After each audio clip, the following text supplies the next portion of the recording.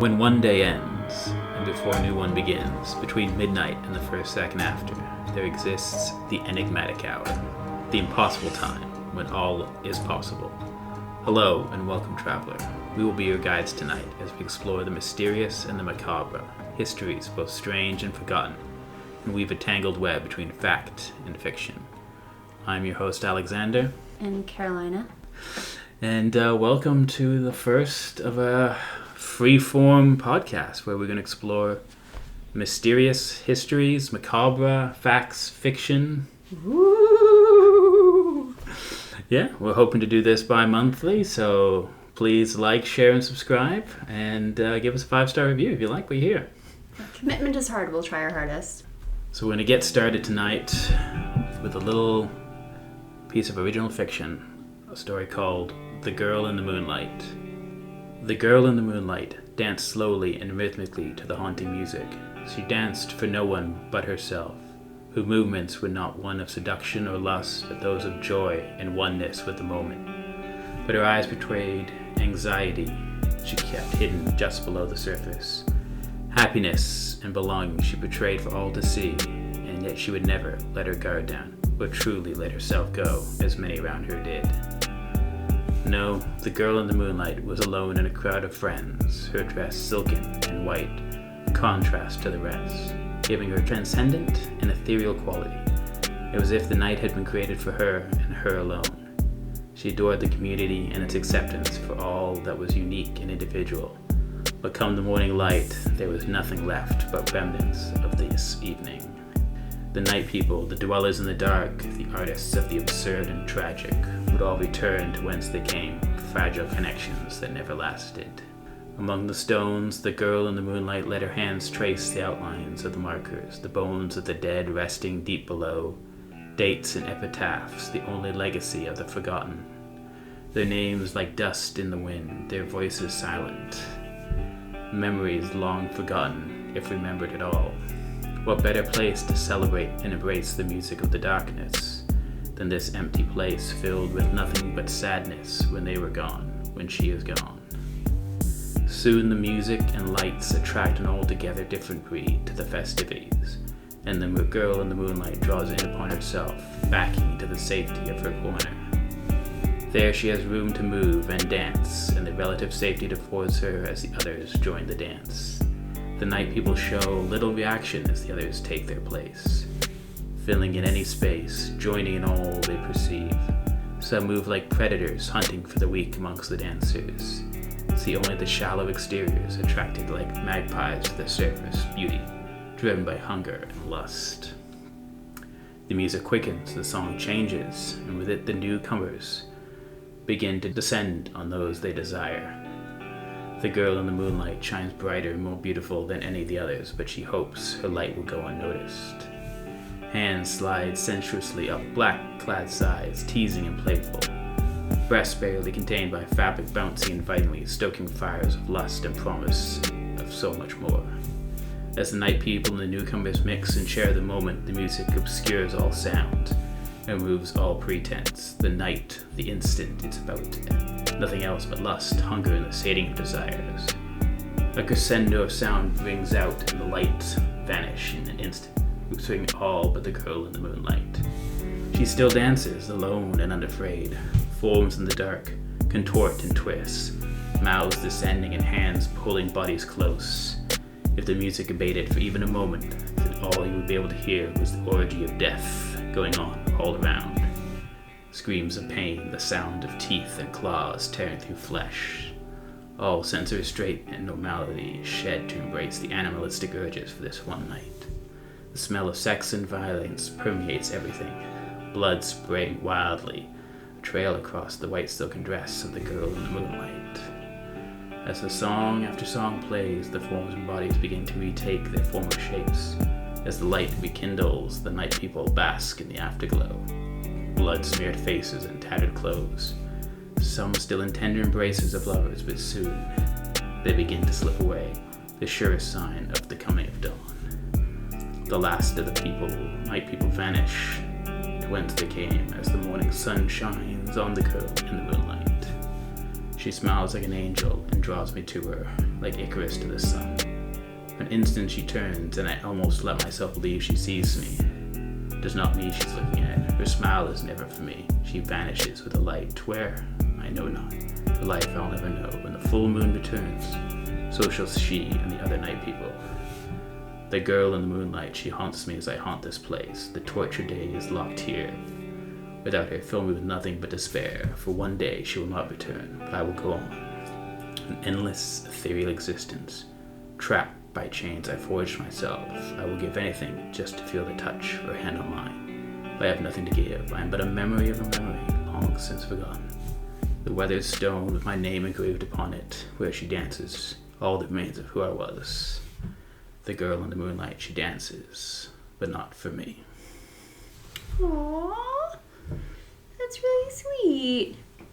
That's I guess she's not dancing during COVID. Probably not. No COVID-based cemetery parties, I guess. I guess not. Dancing is not allowed anymore. We're living through Footloose. Yeah, no dancing, no fun, no laughter. No singing. And all those people, all that, like, being close. Yeah, there was no social distancing at this event, I'll be honest. Definitely no social distancing, except for the girl. She did well. She did. And the viewer, the ghost, well, I guess you can't really social distance very much as a ghost. No, but it's okay because you're also not contagious as a ghost. So I think it's okay. Yeah. I think it's okay to not socially distance if you're, a phantom of some sort. Yeah, it's sort of a sad, voyeuristic ghost, if anything, Yeah, I don't know. It's kind of a cool ghost. He gets to, experience the life, but not actually if you're getting infected, so good on him. Aren't we all ghosts in our own way, especially in this COVID day and age? It feels like we're not real. The endless torment that is COVID. Alright, so the topic tonight that we'll be discussing is a little bit of October festivities. So we're going to dip into an old Irish folktale, the tale of Stingy Jack. Halloween! Now, Stingy Jack, as the story goes, this story from a few hundred years ago, there are various variations that you'll find throughout Ireland and Scotland and parts of Europe, mainly in Britain. But Stingy Jack is a drunkard, a rake, a liar, and a con man. He's an all-around scoundrel who made his way through the world deceiving and taking advantage of people. One night, the devil, having heard of Jack's terrible reputation, decides to see if there's any truth to it, to see if this man is as bad as he claims to be. So the devil goes out to find Jack, and where does he find him? But at one of the local pubs. There Jack is, he's drinking, and the devil sits down to join him, sees Jack as a wicked man, and says, I'm going to take you to hell. Jack, being true to himself, says, you know what? If I'm going to go to hell, why don't we have a few drinks first? Let us imbibe one last time before I have to spend eternity in hell. That's fair. So they share a few drinks, and towards the end of the night, Jack turns to the devil and says, have you got any money to pay the bill? The devil is taken back. I have no money. I didn't think about that sort of thing. So Jack says, tell you what, we'll have a bit of a laugh on the bartender. Turn into a coin. I'll use that to pay, and then when you transform back to normal and are gone, the bartender will be out the money. The devil agrees. He says, I like to take a joke on as much as the next person. So he turns into a coin. Jack pops him in his pocket where he has a silver cross. So the devil is trapped in the same form of a coin. The power of the god preventing him from switching back to his former self. Clever little devil. So Jack and the devil strike a bargain. Jack tells the devil, I will let you go free, but you can't take my soul for 10 years. The devil, desperate to get free, reluctantly agrees. So they go their separate ways. Jack continues to live his life the same way he's always done. 10 years pass. Jack is resting against an apple tree. On the very moment the deal expires, the devil returns. He says, this time, Jack, I'm taking you to hell immediately. Jack says, convinces the devil one last time, you know what? I'm I'm going to go to hell. Why not torment me by getting me an apple from up that tree? You know? I'll have one apple left, and that's the last human food I'll remember. The devil's like, sure, why not? Oh my god, this devil is a fool. So the devil climbs the tree. But this is classic, old school literature. The devil is a very trusting sort. Obviously, yes. Yes, devil has always been very trusting. So the devil climbs the tree, and the moment he's up the tree, Jack carves across its the bark. The devil is trapped in the tree. And so they strike another bargain. But this time, Jack, being clever, makes the devil promise to never take his soul. Huh, how is that a bargain? The devil can go free, but the devil can never take Jack's soul. The devil, trapped in the tree, agrees. He says, all right, sure. So they go their separate ways. Many years pass. Jack finally dies. His soul, which in the legends is called Flaky, goes up to heaven to see St. Peter at the pearly gates. And St. Peter says, for your lifetime of sin and wickedry, you are not allowed into heaven. So Jack goes down to hell, finds the gates barred, and the devil, ever true to his word, says, I will never take your soul. You may never come into hell. Ha ha! Yeah, and so he sends Jack back into the world with just a lump of coal to guide his way. So Jack carves a turnip into a lantern, places the coal in there, and walks the earth through darkness and light. Never getting to heaven, never getting to hell, until the end of time. Oh, that sounds terrible. I guess he should have thought that out, huh? Just because you can't go to hell does not mean that you can go to heaven. And clearly, since he met the devil, I guess hell exists. So obviously there would be a heaven. You didn't think that through, hey? No, well, I guess sinners often don't, But again, this is sort of, I guess, part of the familiar lore of you have a lot of these, person versus the devil. The devil is ever true to their word, and the person either outsmarts the devil, I feel like the devil always wins in some way. Even though the devil in a lot of these stories does not seem the cleverest of fellows, in the end, the devil usually wins. By default, I guess.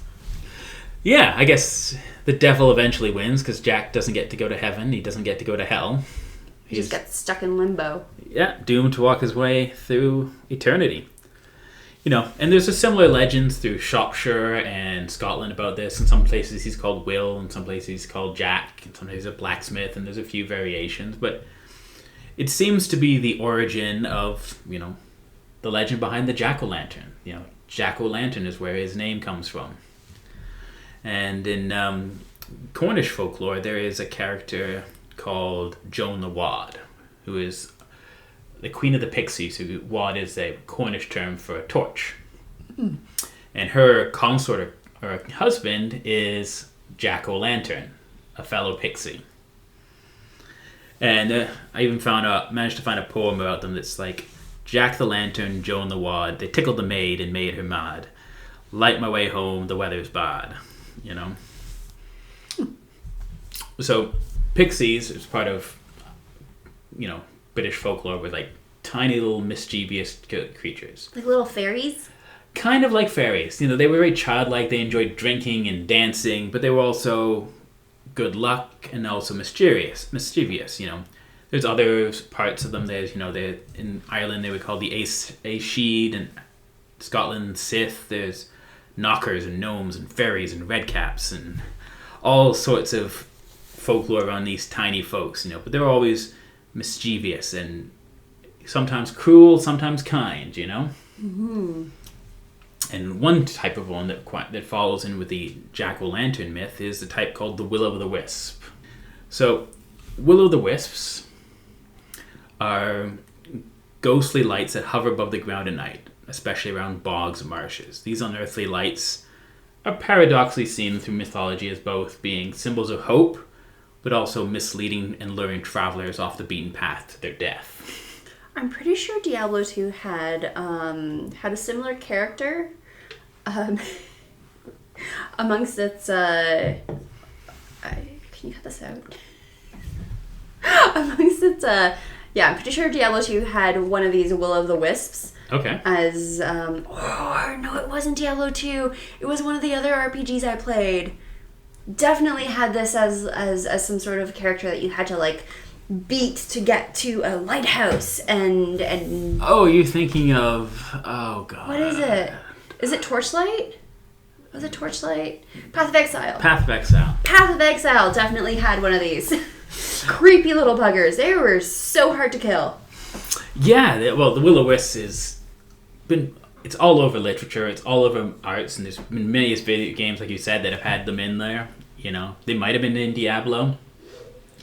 You know, the legend exists across the world, you know, from the St. Louis Lights in Saskatchewan to the Naga Fireballs of Thailand.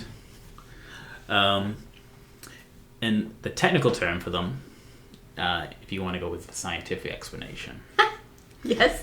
is Ignis Vatas, which literally means foolish flame. And, you know, and there's some natural explanations, you know, swamp gas, atmospheric things, but let's not pay attention to that. What we care about is the folklore, the mythology around The truth. The truth. Yeah. The hidden truth. Right. The scientists don't want you to know. Ooh. We believe in science. Yes, science is good. Wear your mask. Please wear your mask. So, again, Stingy Jack is also heavily tied into this, as is, you know, or Will, as he's come to. So Will-o'-the-Wisp. Wisp is actually a name for a torch. Okay. So, you know, Jack of the Torch, Jack of the Lantern, they all sort of tie in.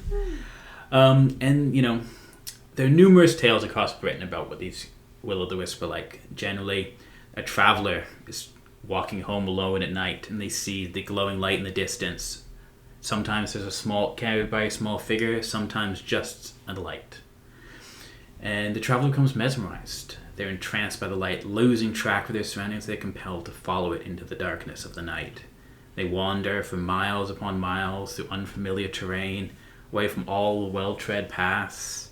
Eventually, traveller, tired and lost, awakens from their stupor at the edge of a precipice or a cliff.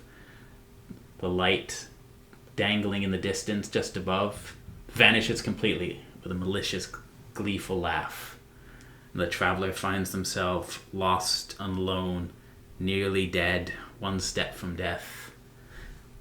Next time that I'm late coming home from the pub, I'm definitely going to tell my partner that I followed a Will-o'-the-Wisp. Oh no! And I found myself lost. I followed the light. That's what you're supposed to do, right? You see a light, you follow it. Yeah, you walk into the light. It's not my fault. It's not my fault. I'm late. Yeah, those foolish travelers, you know. Just a foolish traveler. Has nothing to do with staying out at the pub for too long. Yeah. So in Bangladesh, the Will-o'-the-Wisps are called alayas, and these are considered the ghosts of dead fishermen. And much like the European one, these are seen as signs of danger or hope. You know, these ghost fishermen, the alayas, either want to warn you of danger or drown you in the marshes, so you can meet a similar fate as them.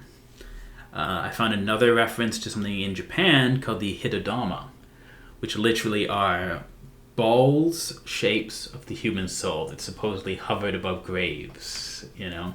Oh man, this sounds terrifying, but I feel like all of these creatures are just drawing you away from going home on time. Yeah. They keep you lost. Where it gets a little more interesting is in Northern Europe. And in Ireland, you also have a similar thing, where there are some wisps that don't wander. There are some wisps that are stationary. They hover over locations, and those locations are thought to be mark the locations of buried or lost treasure. Ooh. So they said to mark hidden treasure either buried by fairies, you know, hidden gold. You might have heard of things called leprechauns and the pot of gold. I think there might be a movie franchise. There might have been a franchise. I think they probably only made 7 or 8 movies in the Leprechaun franchise. Just a few. You know, once he went back to the hood and then back to space, there probably wasn't a lot for the Leprechaun to do. I forgot he went to space. It's good cinema, guys. Oh yeah, quality cinema. If you're looking for something to do for 2 days, watch the Leprechaun franchise. Yeah, it's Halloween. It's creepy, I guess. Yeah, campy. Yeah. Well, it was like 90s creepy. Yes. Okay, just leave it for March then. For the third wave. The third wave, yeah. So these hidden lost treasures, one with the myths around them, sometimes they would appear all the time, but some would only be revealed on one night of the year. So there might be only one day of the year where the treasure was hidden, and you had until morning to dig it up. These treasures were generally buried or hidden by magic or trickery.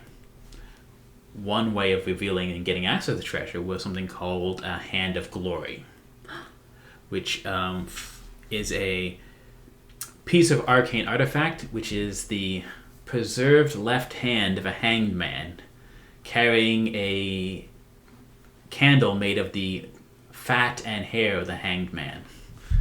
That's very specific. Oh yeah, there's a whole ritual and incantation to create a Hand of Glory, but supposedly if you had a Hand of Glory, it would shine a light that only the holder could see and open any lock. So would you actually have to touch the hand? You would carry it like a candle. You would hold the hand carrying the candle and it would light your way, but no one but you, according to the legends and the mythology around Hands of Glory, would be able to see it. You would have light, but no one else would have light. So is it like mummy shriveled? Yeah, like a petrified and preserved hand. Oh, I guess not petrified, more preserved and... Dry and papery. Dried and pickled. Oh, yeah, just like my grandfather. Oh. He was often pickled? He's Polish.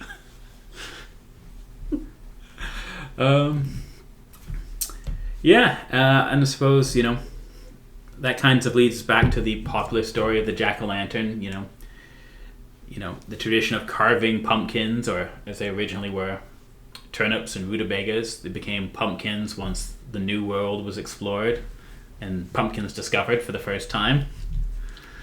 In fact, one of the oldest records I could find of them using pumpkins comes from a story from 1820. You may have heard of it, called The Legend of Sleepy Hollow. Oh no! Where the Hessian Never heard of it. has a pumpkin head. Or in the original version, apparently, he doesn't actually have a head of a carved pumpkin. It's just the remnants of a pumpkin are found next to Ichabod Crane's stuff, who vanishes in the morning. Oh. Yeah. So in the original story, you don't know what happens to Ichabod. Is he dead? Is he gone? Is he murdered by his rival? Or did he just fled into the night? But yeah, the tradition dates back, obviously. It's tied into the Celtic festival of Samhain Night, which is October 31st. Halloween! It is Halloween, and the day after, of course, is All Souls Night in Christianity. There are two times that are where souls are supposed to be much more prevalent and have greater access to Earth. Is it All Saints Day? And then All Souls Night is the second? I just get confused with those two. It's a good question. I thought it was All Souls Night was the first. It's interesting because November 1st in the Polish Roman Catholic tradition is actually a holiday, and everybody it's this bizarre thing. Everybody goes to the cemetery. Obviously not this year, but unless they're socially distancing, everybody goes to the cemetery. There's people outside selling flowers and selling candles. And all the families go, and everybody lights candles and brings flowers to the graves. Okay. And the cemeteries are all lit up with fresh candles, and it looks alive. So it's a stat holiday in Poland on November 1st, so that everybody can go out and visit their dearly departed. Yeah. Yeah. Well, it is I know it's not really as celebrated as much as some of the others, but it is an important night in the Catholic canon of holidays, Mm-hmm. It is the idea of you honor the dead, and the souls are closest to the earthly realm, much like it is on Samhain Night, where spirits and IC can access the world, in some ways, purgatory in a lot of mythology is filled with the unbaptized. you know? Those people who couldn't get into heaven or couldn't get into hell, doomed to walk the earth. So one of the reasons people in Ireland would carve pumpkins or jack-o'-lantern was to ward off, you know, souls that would cause the family trouble. So they would put them as guardians around the home as a form of apotropic magic. So apotropic magic it's a kind of magic that's all about warding against evil spirits, turning away harmful influences like the evil eye, as well as attracting good luck. So, you know, like knocking on the wood after you say something is a form of atropic magic, or like putting a jack-o'-lantern to scare away evil spirits, or burning sage, you know, these things that are ways of warding off dark spirits and harm, you know. And there's a lot of lore around carving of effigies or grotesques. Like, there's a lot of lore on grotesques, for instance. Part of the reason they carved these grotesque statues and pumpkins and other things was to ward off evil spirits. There's people in Britain who had special kinds of jugs. The jugs would be, you know, keep away the ghosts and the witches. I'm really happy that we kept to our pagan ways. As much as all of these, I guess, nationalities tried to turn away and turn towards Christianity, we definitely did keep a lot of pagan traditions alive. Yeah, and it's interesting to see the mixture of like blending. Like, I found one story about jack-o'-lanterns from Portugal, which is all about there they carve. There's a thing called coco, which, you know, it comes from coconut, but it means skull or head. And there's even a boogeyman-like creature called, basically literally translates to the coconut man or woman. That sounds delicious. And but there they would carve pumpkins into vicious skull-like creatures and then parade them around on pikes in parts of Portugal as a throwback to some old traditions, you know. Yes, we conquered. Well, I think that covers basically my research onto jack-o'-lanterns and Stingy Jack and the myths around them. So this is the part where we talk about our dreams and sometimes our nightmares. So I tend to dream a lot about zombies. And I think a lot of us probably dream about zombies, something chasing you, something that's relentless, something that's just always there and anxiety inducing. So for me that translates into zombies. So last night, as most nights, I'm being chased by zombies. I'm hiding in a closet. I'm trying to kill a few of them. I'm strategizing. I'm planning with whoever's around me. We've killed a few of them. We're barred inside. We have a plan to get out. And then I start to feel a little bit of tension around my jaw, my upper jaw. So my maxillae, if anybody knows your mandible and your maxillae, so your upper teeth. And I start to feel a lot of pressure. And as I'm trying to plan to get past these zombies, it just starts to constrict and constrict and constrict and constrict. And then I realize there's a snake. And it's wrapped around my upper teeth. And it's squeezing tight. And then I realize it's alive. So as I'm trying to fight these zombies, I'm also trying to get myself free of the snake and not get bitten.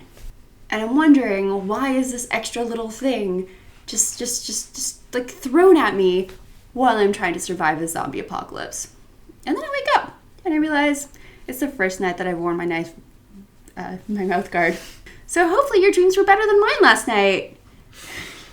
Well, the zombie dream is obviously, you know, quite a common dream, you know. It's that relentless fear, isn't it? You know, like this nature upturned, you know, this plague personified, you know. Traditionally in viruses, you know, there's something unseen and hidden, people dropping dead without noticing. But with zombies, obviously, you can see them. They're coming, they're horrid. No, yeah, I mean, zombies usually come in hordes, but I feel like with a lot of zombie movies, you can see them coming, right? And they're slow. Really, like, how are we not able to destroy them, right? They're coming in slowly. Here's one or two.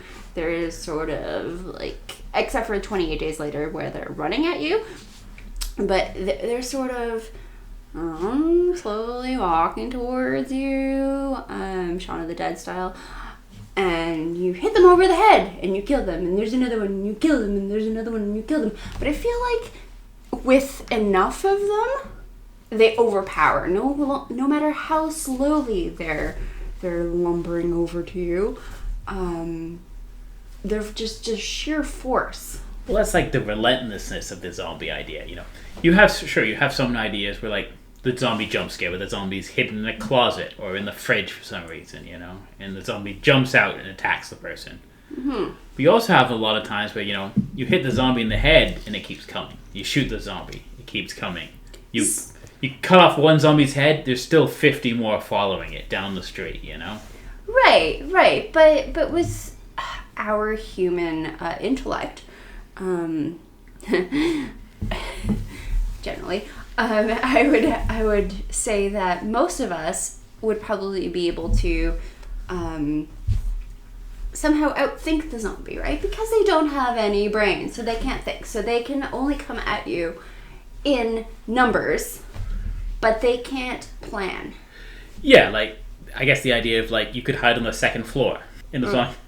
Right, but enough of them will come around that they're going to start climbing over each other to get to the second floor. Yeah, I guess it depends. Like, you have some of this, like, Train to Busan did this really well, where they had the, it's a Korean film, if you haven't seen it, definitely watch it. It's really good. Where the zombies sort of, like, ball up, and you have these, like, wave, almost, of corpses, you know, where they, like, sort of splash against count obstacles, and just, some of them make it over, and some of them just, you know, hit the wall, you know? Yeah, and it doesn't matter because some of them do make it over, and that's enough to get more humans infected. It's a terrifying movie, actually. That movie had me sort of on edge the entire time, but it was this nice little slow burn edge where you're never okay, you're never comfortable. Yeah, well, it was one of those great films because most of it takes place in a very tight, contained area, literally on a train. Mm-hmm. So you have scenes where, like, there's 6 zombies in the car in front of me and I need to get through this car, you know? And all I've got is whatever stuff I happen to have with me on the train, you know? So there are no actual there's no place to run, weapons. There's no place to hide, there's no weapons. And then other times you have slower scenes, you know, where they stop at a station and, you know, things happen. Yeah. That was a really, really good movie. I felt like I was engaged the entire time. I think I saw everybody else around me. Remember the days of cinemas? Mm. I used to be able to go to a movie theater and watch a movie, and there were other people watching the movie, and it didn't matter if they sat next to you. It was one of those experiences. Oftentimes, lots of strangers would sit next to you at the cinema. Oftentimes, yeah. Didn't like it back then. Can't do it now, so kind of miss it. Yeah, Train to Busan, I think it's a really good zombie film. Like, you talk about the zombies being not as smart as humans. I still remember that terrible, I don't know, Night of the Living Dead 12 or 8 or 9, whichever one. No. There was one where the zombies used machine guns and rode motorcycles. I can't remember which one it was, but I'm sure the audience knows the one I'm talking about, you know. I can't remember what it was called, but yes, yeah, they just want a home, right? Just like everybody else. I forget what the line was at the end, but it was so stupid. Yes, the zombies learn to use machine guns. They learn to fight back because all they want to do is survive, just like all the humans. Or the show we used to love, iZombie, where we have this sort of like modern day romance, you know, young adult style show where like the main character's name is Liv Moore, and she lives more after she becomes a zombie. She absolutely does. Yes. What was that organization called? Oh, you mean the paramilitary group? Yes. Fillmore Graves. Fillmore Graves. Yes. It's great show. It's much better than it sounds, honestly. Fillmore Graves. Yes. Guess what they do? Yeah. Yeah. They're human. Mostly. Some. Oh wait, spoiler alert. Aren't humans just a kind of zombie? Right. No, yeah, I feel okay. So we're talking about zombies, and we can talk about zombies being like allegory, and we can talk about zombies being zombies mean so many things, and obviously these days a zombie apocalypse is what most of us wish we were living through. Okay, maybe not, but it might complicate our current pandemic situation. Now, would the mask help me avoid the zombie apocalypse? I feel like if a zombie spat on you, if they were wearing a mask, then you'd be fine. Okay, and I've got my hand sanitizer, obviously. Obviously, so you're good. You're gonna want that in the zombie apocalypse. Just like spray the zombies with your hand sanitizer. Make sure you have a squeeze bottle.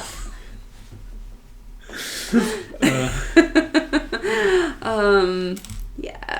So you're very much the sci-fi zombie, the virus zombie versus the more mystical voodoo style zombie. Right. Yes, definitely more the sci-fi zombie rather than the mystical voodoo zombie. So the mystical voodoo zombie, I just remember Wade Davis and his Serpent and the Rainbow book that got turned into a terrible movie. Not seen it. Not seen it. Good. Don't watch it. Not even sure if you should read the book. However, Wade David is not sure if he's still alive, an ethnobotanist. So he went over to Haiti to try to figure out what was happening with this whole zombie phenomenon in Haiti, and kind of boiled it down to, at least this is his work, a compound. I forget what it was called. It's textured toxin or something. It's a Tetrodotoxin, the blowfish stuff? Yeah, the blowfish stuff. Yeah, it comes from a blowfish. So it's a paralytic compound. Mm-hmm. So what was happening was people were waking up out of their graves. So they were presumed dead because, yes, doctors could not detect a heart rate, could not detect a pulse. Pardon me. So doctors could not detect a heart rate or a pulse, and were considering these people dead. And then they would be dug up a few days later, and then they would be put to work as slaves, basically. And they considered themselves zombies. They were so there was like a little bit of a culture component as well, where they're being told that they're no longer alive, they're being dug up and everything. So they did not feel that they were still alive. And a lot of the time it was families apparently that were doing this, families and friends.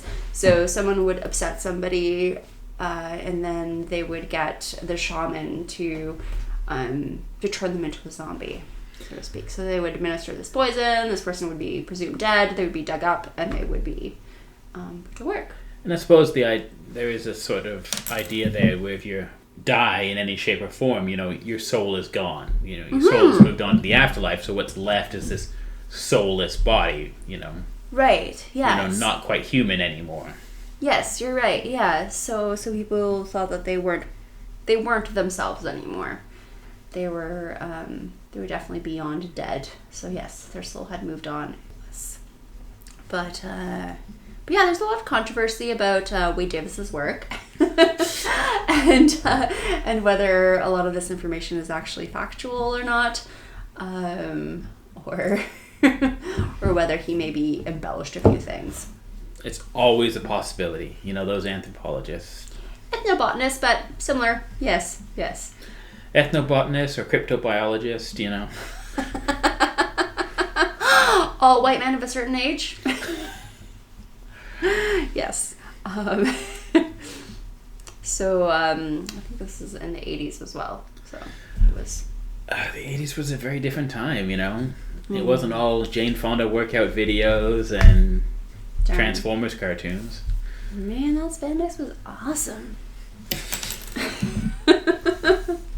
Anyway, yeah, no, I do prefer the zombies that are the virus zombies, right? The zombies that have been created by some sort of something that is a little bit more familiar to us.